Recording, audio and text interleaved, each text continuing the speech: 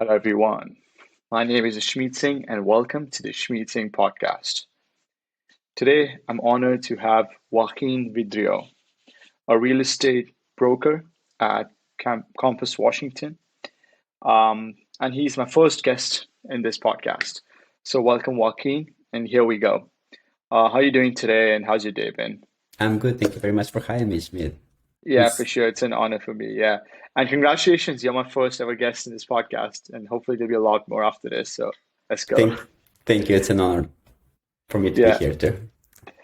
Super excited about this, and I hope you are as well. So, yeah, let's get started. Who is Joaquin, and what gets you out of bed every morning? Well, my name is Joaquin. I was born and raised in Mexico, in Guadalajara, and I moved to the United States when I was a teenager. Uh, what wakes me up every day, every morning? Just the my plan to continue achieving my goal in real estate. I am a real Yeah. estate broker, and I set my goals by the end of the year. So every single morning that I wake up, I am just motivated to continue working on achieving my goal. My In this year, I want to do 50 transactions or $500,000 in Wow. GCI. Okay. Wow, that's impressive. Um, yeah, and for those who don't know, Joaquin was not always into real estate. I think he got into like really recent, a few years back. And I think real estate is one of those things where a lot of people contemplate going into throughout their, like life journey when they want to transition to a new career. Um, and often it's one of those careers where you're not 100% sure if you should take that giant leap forward because there's so many people doing it. It seems like overwhelming. You need to get a real estate license and so on, etc. So what really got you into real estate? Because you weren't into real estate until a few years back, and how was that transition like from your previous job?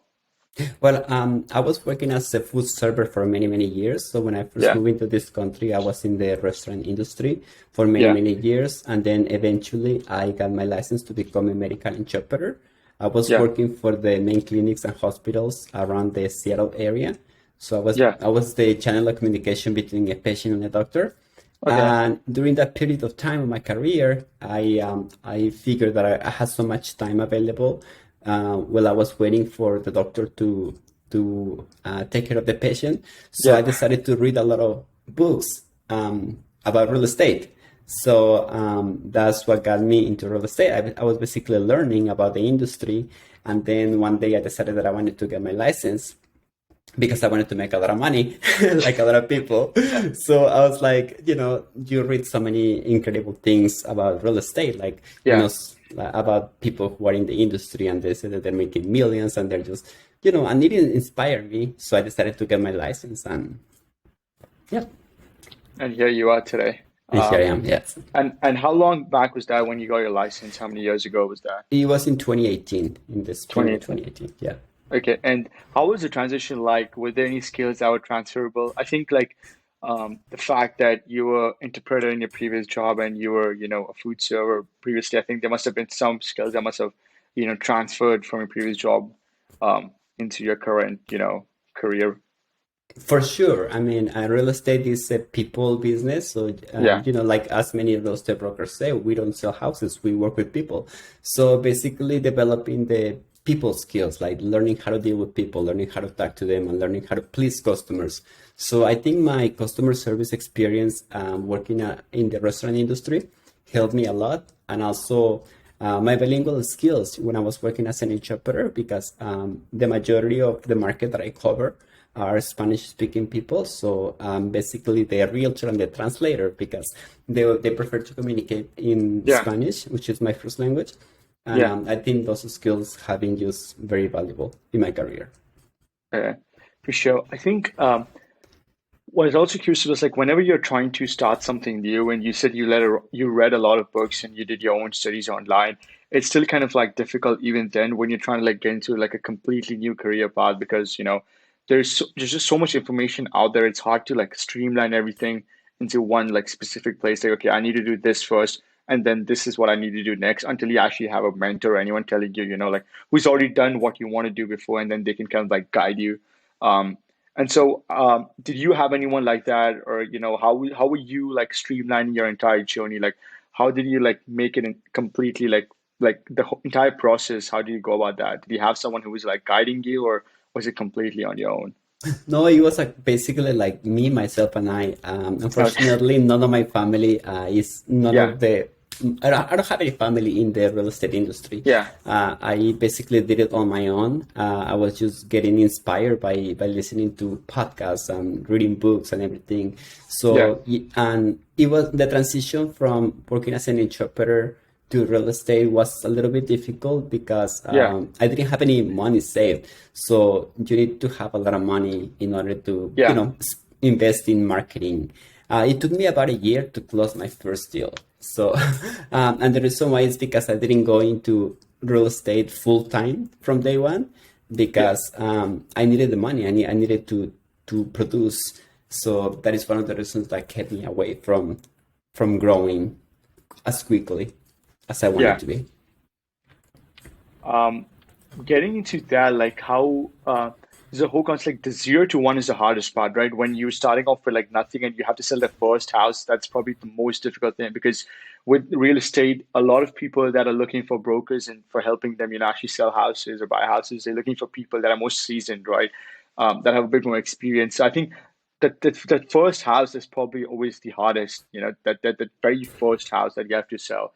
Um, so I think after that, things can like start falling into place, and I think I don't know how your journey is. So I'm curious to know that how was that first 0 to 1? That I think that's the hardest jump. That's the biggest jump you have to make to sell that very first house, and then after that, how did it all roll out into play? For sure, yeah. I mean, after closing my first transaction, so my first client recommended me to other people, and then Yeah, it is like the domino effect. Once you yeah, start working with somebody and you provide a good service, they start recommending you, and that's yeah, basically the majority of my business comes from referrals and yeah, Facebook. Yeah. yeah. And how was like how much of a hustle did it take to sell your first house compared to the ones after that? In the beginning, of course, you are not as confident as you wish Yeah, you were. So yeah, basically, just having the support of my market center was very valuable. yeah, At Keller Williams, which is the company that I have my license with, when I first got my license, they have a lot of support. So basically, yeah, they walk you, they assign you a mentor who is responsible of walking you through the process of yeah, making sure that the contracts are well written and making sure that the transaction runs smooth.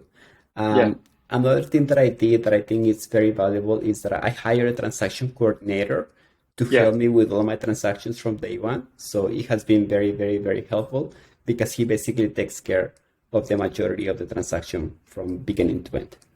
So Yeah. And have you hired more people like since your very first transaction? Because now you probably have more people to take care of your, I guess, accounts. There's like a lot of like project management stuff that probably goes into it. A lot of like accounting and financing of all your different clients that you're working with. So have you started hiring a lot more people as well? And where do you usually hire people from? I have hired people, but just like freelance because it is Yeah. kind of Okay. difficult to have like a full-time employee. Yeah. And right now I am basically solo. It's just me and my transaction Yeah. coordinator. Yeah. I hire people from what is it called? It is a The website. I Fiverr. think it's Fiverr, yeah, from Yeah. Fiverr. Yeah. Yeah. And then I hire another person from Mexico who was recommended from a friend of mine who has a HR Okay. department. So he Yeah. basically hooked me up with an employee, but it Okay. didn't work out very well. So I'm Yeah. hiring. Okay.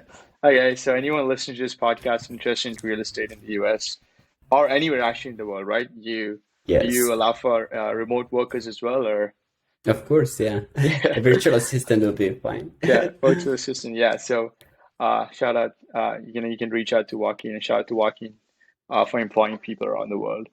Um, I don't want to keep going into just specifically real estate because obviously you're much more than that. And like this entire podcast, the whole goal of mine is to kind of like talk to people that have sort of defied the odds, which you have done, that weren't given a lot to begin with, and now are doing completely different, and breaking sort of all barriers and just kind of like achieving their passion with the obviously calculated risks and you know, getting what they deserve at the end of the day.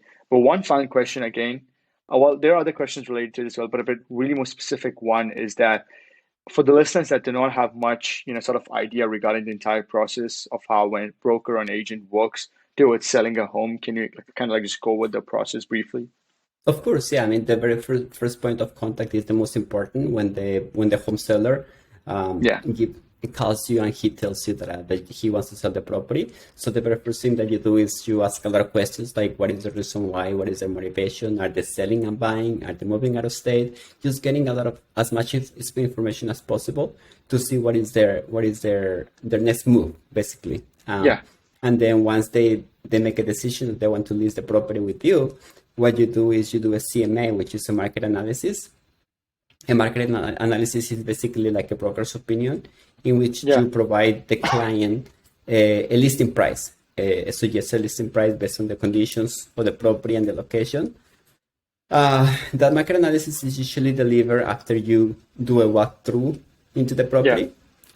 So you go to see the property, do the market analysis, and then you present it to the client. You show them the process of how you came up with the listing price, and then if he's okay with the listing price, the next step would be to sign the listing agreements, and then just yeah, get the property ready for sale. Usually we make suggestions because we want the property to look as pretty as possible. We make suggestions on paint, carpet, or maybe some details that we think that are going to make it more valuable and more attractive for a buyer. And then based on those recommendations, the seller yeah, decides to do the repairs, and then we schedule an appointment with the yeah. photographer, and then just put it on the market. So, do you find this process to be pretty constant, like throughout, or it like changes sometimes? It changes because it depends on the specific property. There's some clients Yeah, who are going to have the property ready to go on the market. You just yeah, need to take pictures, and there's people who yeah, need to remodel the property, like a deep remodeling. So depending on their how much money they want to spend in order yeah. to prepare the property to hit the market as soon as possible. So yeah, each case is different, but Okay, yeah, awesome, Joaquin. Thank you. I think that's useful for people that kind of had no idea and sort of like we're trying to break down so it's easier for them if anyone is planning on transitioning to it. Um, so also we've had these conversations before where there are I think certain aspects of the education systems, the universities that you do not fully agree with. And for those who do not know, Joaquin was attending masters or is attending masters technically at the University of Washington um, for real estate development, um, and while actually also working as a real estate broker. So, yeah, he's working almost like he was at one point. He was working almost like 20 hours a day. It was insane. Uh, the guy did not stop at all. But so obviously you didn't know going into it how exactly it would be like before you actually enrolled for the grad school, but um, you decided to join the Europe grad school program for the real estate development. And first question, I guess, is like, what exactly were you expecting to gain from the master's degree that you felt like you would not be able to get without that one? Because you were already earning a lot of money, you were already kind of successful, and you were having a growth without the master's degree. So, what exactly were you expecting to gain more from? And is there any regret about that, that you have about joining the program or so, or doing something differently? yeah, I mean, in the beginning, I wanted to join the program because I figured that the more you learn, the more you earn. So I Yeah, figured that accumulating knowledge was going to help me in my career, and learning from the professionals. I figured that it was going to give me more. It's going to set me apart from everybody else. There's so many real estate brokers who just completed high school and they don't even have a bachelor's degree. Some of yeah, them do, which is fine. But I figured that just getting a master's degree was going to set me apart, and I just figured that I was going to learn so much that it was going to make me more valuable in my career. Unfortunately, it didn't work out yeah. very well. So yeah, Did you ever but think that maybe just working in the industry would have helped you gain more knowledge compared to actually going to master's degree? I think you can learn more on the job. Like especially right now Yeah. that I've been taking more clients that require a little bit of like project managing a property to put it to get it ready to hit the market as soon as possible. So Yeah. basically, yeah. So I think you learn a lot more on the job. Yeah. And also, like grad school, I figured that it was time consuming. When you're in school, you have to comply Yeah. with the reading. You have to do Yeah. this assignment and that assignment and Yeah. the performance, which is good learning. But I also, in my Yeah. personal opinion, I think that many of the skills that you learn in school can be higher. You can Yeah. hire, and I think you can make better use of your time.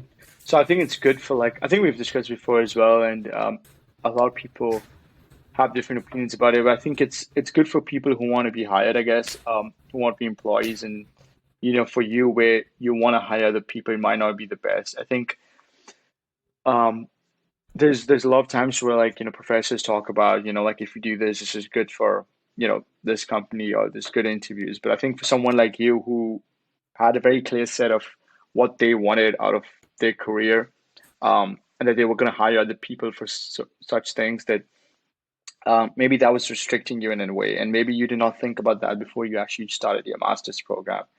And Yeah, probably like while you were, like halfway through it, you realized that you could have learned all of this while actually on the job, and maybe even more.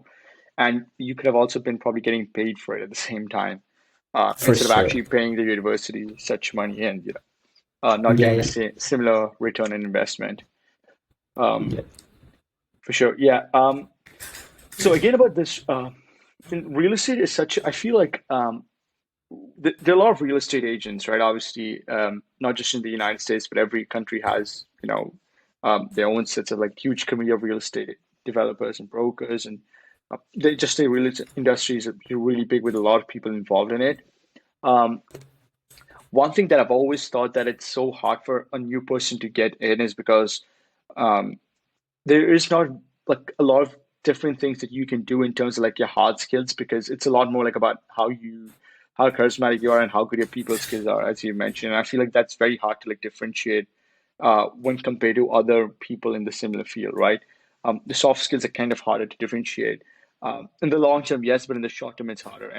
And a lot of people, I feel like me as well, would not have the patience to take the step forward into a new career like real estate, especially, and be patient enough during the time where you were not selling any houses and you're just still believing in yourself that you can do it. So, like for anyone that's listening and who is kind of confused by this as well, that how they can be different, like, and what would be their advantage um, when they are trying to get into this field? What is one competitive advantage that you think can give someone an edge in this field, and what do you think your special that competitive advantage is? Well, I think one of the things that sets me apart from other brokers is that I'm fully bilingual, so I can provide a good Yeah. experience, home buying experience, or home selling experience So you to speak the Spanish and English, right?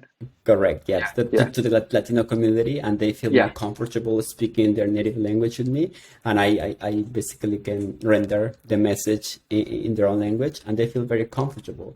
And as far as people who wanted to join the industry, what is one skill that they can develop? I think learning as much about the industry, learning about contracts, learning about mortgages, and getting well connected with the lender, with the bank, so you know exactly what kind of things people can do to qualify to buy a property. Basically, getting them ready, because if you prepare your client to be ready to buy or to sell, they're gonna choose you and they want to work with you. So learning as much as you can. Yes, Um, have you used like social media? Because I think a lot of real estate agents use a lot of like for personal branding. They leverage social media marketing a lot, and I that's do. obviously on the rise. Um, Especially during the COVID times when a lot of people were just like at home. I think that was a really effective way of marketing yourself. Like a lot of people spend a lot of time on social media. So how do you promote your brand through social media if you ever do it? I do. I pay for Facebook ads. I Yeah, was spending about $300 a month on ads, basically just capturing home buyers. I was focusing on home buyers, Yeah. and it was working very well.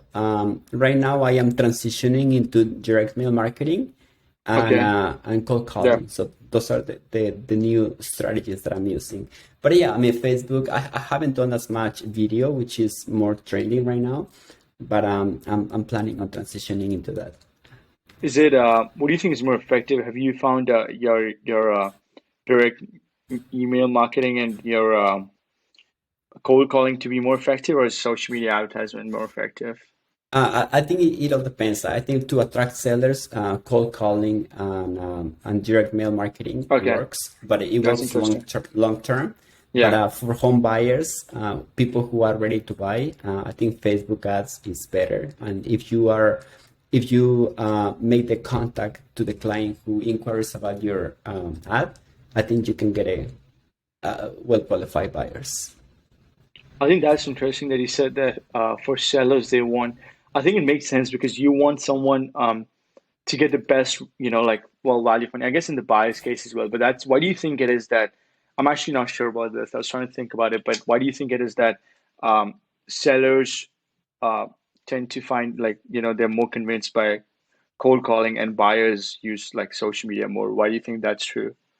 I think home sellers are a little bit more picky on Okay. choosing a realtor. Yeah. So, and they need proof because if they're gonna sell like a $500,000 property, they want to make sure that the person they're using has the knowledge to to get the most amount of dollars for their property. So I do direct mail. When I sell a property, I usually send direct mail or postcards to the Yeah. neighbors around that specific property that I sold. And I tell them, I introduce myself and I tell them if they're interested in learning about the value of the property. And I leave my personal information. So I got probably four clients for four Okay. listings by doing that. Okay. And I think home buyers are more when a person wants to buy a property, they usually go online. So Yeah. I think True. if they're on Facebook on social media and they run into your ad and they click on it, that's the very first step on the process of buying a property. So then they make contact with you and then you reach out to them and then if you establish a connection with them, set up the appointment, um, you can you can That's help them. that that's really interesting. That makes sense because when you are actually like buying property, you kind of like tend to go online and because you can go through a lot more options while you're on your phone and see a lot more options and you're just on social media and that you can leverage that and market to the buyers. That actually transitioned properly into the next question that I wanted to ask was how do you think technology has changed the industry in recent years? Obviously with the like there's like Zillow, Redfin now, all this um, real estate marketplaces? And do you see like further disruption happening in real estate by like a tech startup or I think some sort of technology? it has been very very helpful for us because Yeah, like in my personal experience like I usually when I have a qualified buyer that is fully approved and ready to start looking for properties, I usually put them in my system and I send them listings that hit the market. So I send them emails of new listings that they in the specific location that they want to buy. However, most of my clients they go online, they use Redfin, they use yeah, Realtor.com, they use Zillow, and they do their own research. I mean, even though I am sending them the same properties, they're yeah, taking advantage of technology like Redfin and Zillow yeah. to look for other properties that are available. And I think that the distribution of the listings in those platforms are very, very helpful for everyone, for us, because it makes everything easier for us and it Yeah, makes everything easier for home buyers. yeah, I agree. I think a lot of people talk about technology often kind of like replacing it, but I think there's like, a lot of cases if you can use it well, you can actually use it to your advantage For and sort of sure. like both can go hand in hand. You can use actually computers should be something like a technology is something that can help you that can assist the humans which you're doing in this case. Do you think that in the future there is that it can like technology can completely like replace real estate brokers, or do you think that will never happen, and why do I, you I don't think? I don't think it will ever happen because for example, at Redfin or Zillow, they give you an estimate on the value of your property, but Yeah. they're using algorithms based on recent sales. And when you have a specific property, we as professionals, we go into the property and then we make adjustments depending on the conditions of the property. Because if the client change the floor and windows and paint, Yeah. that is something that Redfin and Zillow are not gonna be able to see. So they're Yeah. gonna give them a listing price based on numbers on Yeah. machines, and we are gonna give them a listing price based on actual facts because we physically went into the property. So that's what's gonna set us apart. And I don't think technology will ever have that ability. Fair enough. But do you think like what is one thing that you think like specifically that that technology cannot replace among human beings? I maybe it's something like I feel like could be just a human touch, the human aspect of when you're trying to convince someone to buy or when you're trying to convince someone to sell something at a certain price. Like, For sure. I mean, again, real estate is a people business, and I think I don't think many people are brave enough to just rely on a machine or a computer system to sell their yeah, property because a lot of people have an emotional attachment into their property. They don't want just to get rid of it and just sell it. They want, yeah, of course, they want to make a lot of money, but at the same time, they want to make the transition or transaction yeah. to go well. And I don't think a machine can replace that experience. Fair enough. What tips would you give to any young people that are just starting off, or not even young people, anyone that's sort of transitioning into this field and want to get into real estate? Like any books that you found very interesting. What do you think is the difference between people that succeed and people that fail in this industry as well? Well, the one book that I highly recommend to anyone wanting to join the industry is Rich Dad Poor Dad by Robert Kiyosaki. Yeah, Yeah, and I think a lot of people, I mean, people who fail, they fail because they don't put the work it requires to get yeah, ahead. Because you only get a return on the investment depending on the time that you spend lead yeah, generating or attracting business. So if you think that because you sold 25 properties last year, if you want to double down the amount of transactions this year, you have to put the work. You have to put the work. You have to work hard. You have to make the phone calls. You have to get up yeah, on time, and you have to get organized, which is very, very difficult to get organized because when you're working with clients, sometimes you have to show too many properties that it is very difficult to organize your yeah. time. Yeah, So put in the work. put in the work, working hard. I think Rich Dad Poor Dad is one of the very first books that I read on the similar topic, and I think like yeah, I found it really useful. Um, I think it's a good introduction, definitely. I'm not sure if it goes into a lot of details about how to do things, but that was the first time I learned a lot about like how the whole flipping of houses, you can use that, and a lot of things about financial literacy and being financially free. So definitely, yeah, you can check that book out. I think obviously you will have a lot more insight into it than I do. But definitely want to go back into that book again and read it because when I read it, I was a lot younger, so I didn't know a lot of things that he was talking about. But I think if I read certain books, um, such as Rich Dad Poor Dad, there's another book called Think and Go Rich that all these books I read like a few years back when I was a lot younger. I think if I read them now, I'll probably learn a lot more about it. For Um, sure. yeah. Um, so what do you usually do apart from work, and to improve your mental health? Sometimes because I think a lot of people say that if you love what you do, no one day is work. But I do think also that um, even though it's like true to a certain extent, like doing too much of anything kind of makes you exhausted. Even if you love doing what you're doing, like there just comes a time where you're like, okay, I need a break. I need to do something else just to refresh my mind. So what do you usually do, like just to calm yourself down, to improve your mental health, stuff besides work or school and stuff? I try to get away. I travel. I go to Mexico. I go to Yeah, Canada. I go to a different state.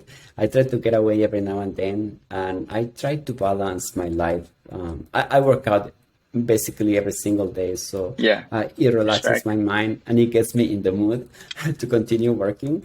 But Respect. Yeah. yes, but I mean, it is very difficult to get a balance, because sometimes you just get to focus on the numbers and the transactions Yeah. and the commissions and the money, Yeah. and you just want to keep going because it is like a drug. Like you're like, oh my God, one more property under contract. I want to Yeah. do another one, and it just keeps going. And sometimes you just ignore many other things. So I try to spend time with the people that I appreciate and that I care about, and it also helps me a lot, like going to see my family or hanging out with Yeah. friends or going to the bar every now and then Yeah. to eat. So yeah. Yeah. Tell people about your raves and what kind of like music you like to listen to and stuff. Because I know you're a big rave fan. And Yeah, I've been going to raves lately. I like yeah. electronic music, so Yeah. in fact, I'm going to Las Vegas this month, and Yeah. we have a couple Wow. of raves coming up this month. Yeah. So I really enjoy the music, the beat, and it helps me to get away from the Yeah. routine. Yeah. I think one very interesting thing you said is like it becomes like kind of a drug that you want to keep doing it, and that's when you know like you actually love what you're doing because even though you haven't like really started your own business entirely, I think being a real estate broker is a lot similar that you have to do a lot of things on your own. There's not much accountability for you. You have to keep yourself motivated. You have to make those cold calls on your own. You have to send those emails. You have to do Facebook marketing. You have to keep doing showings on your own. You don't have much accountability. So there's a lot of things about being a self-starter and finding innovative ways or how you can stay on top of the game and keep putting in the work and learning every single day. And that can be exhausting. And yeah, it is important to keep yourself fit physically and mentally. And that's definitely something that I admire about you, obviously. Um, and anyone else who kind of like starts their own thing and is not, being told every single day what they have to do. I think it's harder when you're not told what you do, when you have no idea, especially how you got started without anyone's help, and you still do that every single day now. You don't have like, you're not like, not no one's waking up in the morning and telling you, okay, you got to do 10 cold calls today, or like you got to send 20 emails today, and and then you'll get one. Sometimes it may take 100 calls for one transaction. Sometimes it may take one call for one transaction. So that uncertainty that's there, it's definitely very exhausting. Um, Hmm. and this is something that I kind of want to make like kind of like a norm, like a ritual that I'm going to ask at the end of like towards the end of my interview with all my guests. And you can choose not to answer this question if you like. It's all up to you. And you can answer it with any sort of approach. You can answer it in terms of like religious, spiritual, magical, anything. Yeah, don't put any constraints to yourself. Um, Obviously, you have had a really interesting background. You've lived in different countries. You've traveled a lot. You've met a lot of different people because you've had different careers as well. A lot of different interests. Um, and you definitely have a better understanding of life than a lot of other people do. So, my question to you is, what do you think is your purpose here? If you do think you have a purpose, some people believe that they have no purpose, but what do you think your purpose here is? And what do you think you would like your legacy to be? Well, what I want to be is I want other people to get inspired by the things that I do. I just want other people to just continue growing, like whether it's in their career or in their academic Yeah, career. So I just want people to believe in themselves because I personally didn't believe in myself until other people believe in me. yeah, Because they trust me on yeah, handling the transaction. So I yeah, think just finding the other people that is gonna trust in you is going to be very helpful. But I just want to inspire other people. I just want to share everything that I'm doing in my career. And if it helps to anyone, if anybody ever has any questions about how I got my real estate license or what kind of things I do, what are the things that I do every single day to get ahead in life or to continue growing, I'm happy to share. I don't mind sharing anything that I do. yeah, So I think that I'm an open book. If anybody wants to come to me and ask me any questions, I'll be happy to help because I think my success is their success and vice versa. So do you think your purpose here is just to come here and like help people, inspire the people as well, and to Yes, trust other people like people trusted you? yes. Yeah, that's what, has there ever been a time where, or maybe a few days in your life where you think like, maybe I don't have a purpose here. Maybe the point of living is just you live and you die and that's it. You know, that's it. I feel like that's one way of looking at life without any stress, where you don't have to like, you're like, okay, we all are going to die somewhere and then we all are going to be forgotten. But it's also a very scary way of looking at things, because if like if you think that you have no purpose in life, then you really have not much motivation to do anything. Has there ever been Yeah. a period in your life where you thought that? Yes, yes, and that is one of the reasons I have a coach and a mentor. So Okay. the coach is basically they want you to have a purpose in life. They tell you what is your one thing, why do you work so Yeah. much, what is your goal? Like, so why are you working? Why are you putting all these hours? Yeah. So I think if you have a goal in mind, I think that is one of the things that are gonna wake you up every single morning to get Yeah. going. For Like sure. for example, I want to buy a house this summer, so that is my one thing that I have in my mind, and I know that I'm gonna do it. So Let's yeah, so go. but Yeah. real estate is a roller coaster. Sometimes you're up, Yeah. sometimes you're down. Sometimes you make 20, 40, 60 phone calls and you don't get any business, and then you come back home and you feel like you didn't do anything, and you spend all this day making these phone calls and prospecting, and then one day you get 5 transactions in. So Yeah. yeah, it fluctuates a lot, and you have to keep that in mind. And Very everything similar to that life. Yeah. basically, yeah. Sometimes you make 50K in 1 month. Sometimes you don't make any money in 3 months. Yeah. So, so yeah, But I don't think this game is for everyone then, the real estate game. A lot of people like more stability, where they would rather just earn like, like 20K every month, as opposed to 50K 1 month, zero next month, 100K 1 month, zero for 3 months. And like all that. Some people like it, which seems like you like it. You like this kind of thrill.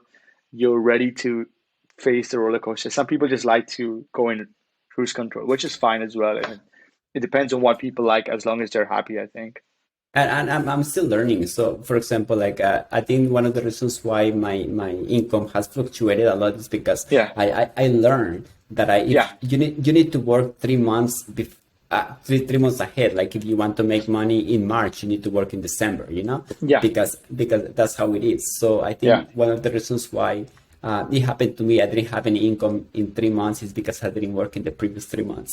I was Yeah. comfortable. I was like, oh, I have money. I don't need to work. So it is Yeah. it is very easy to get comfortable and stop prospecting. But Yeah. yeah, sometimes you learn the hard way.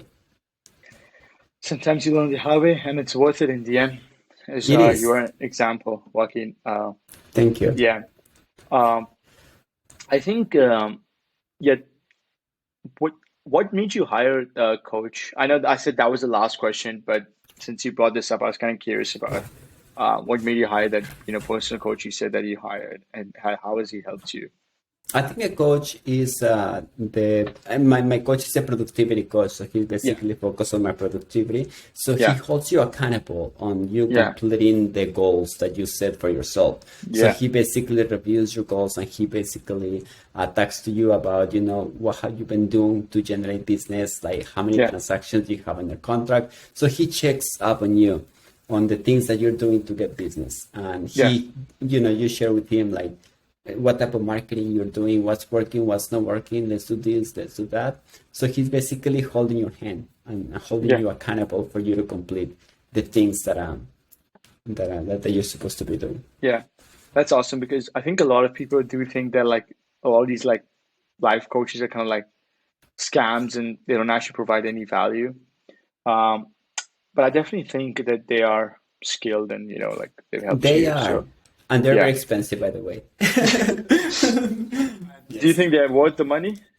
They're totally worth the money if you do Yeah. the work, because Yeah. they're not gonna do a magic trick to Yeah. get you where Yeah, you for wanna sure. be. Yeah. They're gonna give you advice, and then it Yeah. is up to you if you take it or not. Yeah. They can't do the work for you. They cannot. Definitely. Yeah. You have to put in the work. And this is, by the way, no way in shape or form an advertisement for life coaches. This is like completely natural. Yeah. Uh, um, yeah, I think it's important. Like, I think one thing is really important is you said is like, I thought my mic was going to fall off. that it's very important that, someone's there to keep like emphasizing and reaffirming to you that, you can do it, you must do it, don't lose track of your goals and everything. And so stay in track. I think that's And really important. Yeah. And I think a productivity coach replaces the boss. I mean, even though you're the boss, but when you're an employee, you have the boss who is basically coordinating everything that you're Yeah. doing in order to continue growing the business. And you, Yeah. as a self-employee or as independent contractor, Yeah. you don't have anybody else to rely on in order Yeah. to grow your business. So basically, the coach is like a Yeah. consultant who's going to Yeah. take you from point A to point B to point C. Yeah. Definitely. Everyone needs that. Yeah, that's it. Do you have any other final remarks before we start wrapping up the episode? Any final things that you want to tell people about just, your real estate journey, or I guess entrepreneurship in general, or how to succeed in life? And One thing that I want to say is that I just don't give up. It is very easy to just feel tired and to just give up. yeah, After a year, like again, it took me a year to close my first transaction. So after a year, yeah, I thought about just going back to getting a job as a waiter in a restaurant. Like yeah. I'm just gonna wait tables. I'm just gonna work as an interpreter and just Wow. be comfortable with that. But Yeah, um, thankfully, I decided to quit my job in the restaurant, and I decided to quit my job as an interpreter, and I decided to do real estate full time, and the yeah. rest is history. It's It's absolutely, it's been yeah. getting better and better every year. So That's a story of a really relentless man. And I think I've already told it so many times in this entire podcast as well. But yeah, that is actually really inspirational. I think the whole fact that you almost were so close to quitting several times, and then, there's always an opportunity cost. Like anytime you're starting something new, you have to sacrifice something. You sacrifice that level of stability that you had for those years because you wanted to start something new. And but like, look at you now, like it's worth it in the end, despite all that pain and everything you went through at that time.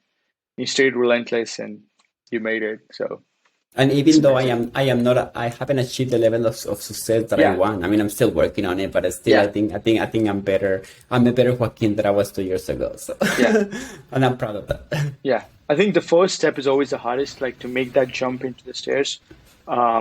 Which you obviously said about like when you had to sell your first house, that was the hardest part. I think it's similar when you want to start your business. I guess the first paying customer that you get, or I don't know, when you're starting a degree, like at the first class, like the first thing is always the hardest, and then you can just keep climbing up. And as you want to keep climbing up, and For you're not sure. going to settle down until you're the best, or yeah, the most well-known real estate broker in Seattle, in Washington, the U.S., maybe in the world as well. One day, maybe. Yeah, one day, hopefully soon. Yeah, that's it for me. And Joaquin, I could keep talking to you for 1 more hour, keep asking you questions, but I respect your time as well. So thank you so much, Joaquin, for coming today. No, Thank you that for. basically, yeah, that basically wraps up our episode one, and I appreciate you coming over and being my very first guest. I honestly learned a lot about real estate, your life, and just your overall mindset, uh, and the entire mindset that it takes um, to be successful when starting something from scratch. Um, so yeah, I hope all the listeners found it really useful.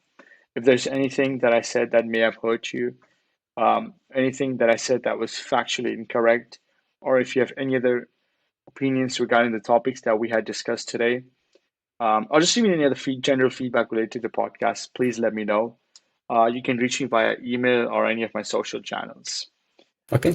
Yeah, and my next upload will be episode number 2, guys. So watch out for that. Until then, take care, stay safe, and goodbye. Thank you so much for having me. Yeah, cheers. Cheers.